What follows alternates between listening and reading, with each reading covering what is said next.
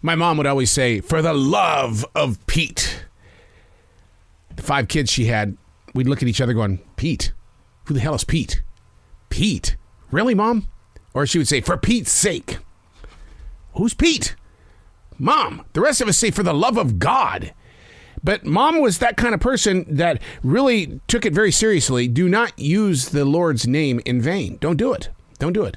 And so she would never, ever put, the word God in front of things, because she felt like that if she wasn't delivering it in a positive way, then she was doing so in vain. And that's what I love about my mom. But she would never speak of religion, but yet you would hear her say things where the word God would easily fall into place for the rest of us, but she would never say it. She would never cuss with God or Jesus somewhere inside that expression. And it wasn't until I grew into a pair of adult shoes that I began to understand. It was like, Mom took this stuff very seriously. It's just that in Mom's world, she never spoke openly about having a relationship with a higher power. Never, never. Although she was there during my baptism at Billings Baptist Temple in Billings, Montana. And according to my sister, because I couldn't see my mom when I was inside that water, I couldn't see what was going on. But according to my sister, my mother was very touched, but she never spoke of it. She never talked about the baptism or anything that was something of religion that I was putting into my life. Even as an adult that was growing beyond 30, 40, 50 years old, I would speak to my mother openly about my relationship with God, and she would say, that's nice, son, that's nice. But she would never talk about it. And I don't understand that generation or that reason why, because I would have loved to have spoke about God with my mom. And now that she's gone, in spirit, we talk about it all the time. In fact, my mother, her ashes are right here inside this studio, and she's probably looking at me right now going, son, walk forward, walk in peace, just be present. That's my mom. Hey, it's Arrow. This is The Choice. This is what I was writing while the sun was waking up on a brilliant new day.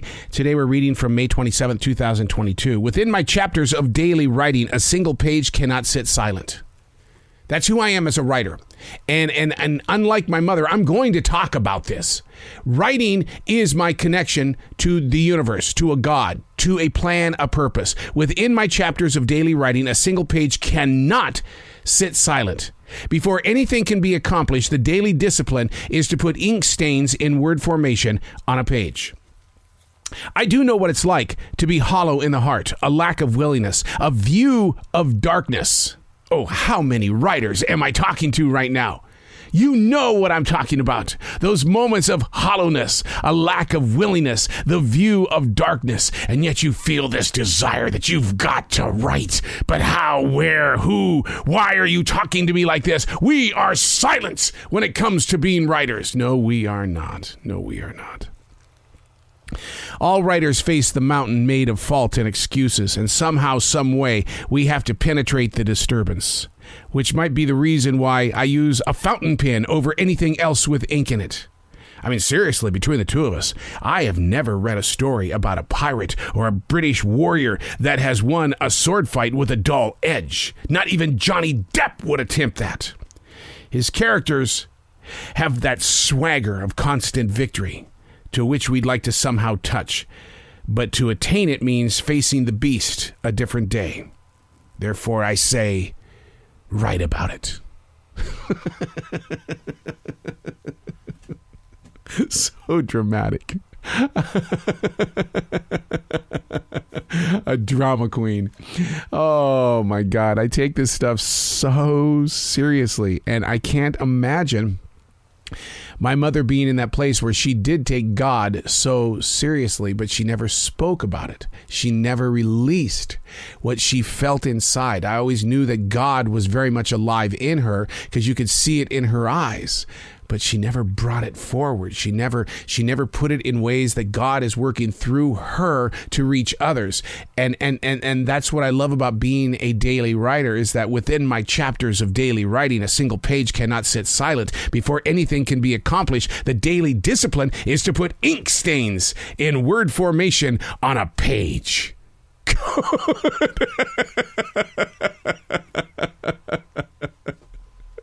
Oh my God. You know, if we could just share with each other more and stop being silent with what we have as a gift. It is a gift to write. We are born to write. Julia Cameron says it. We all are writers.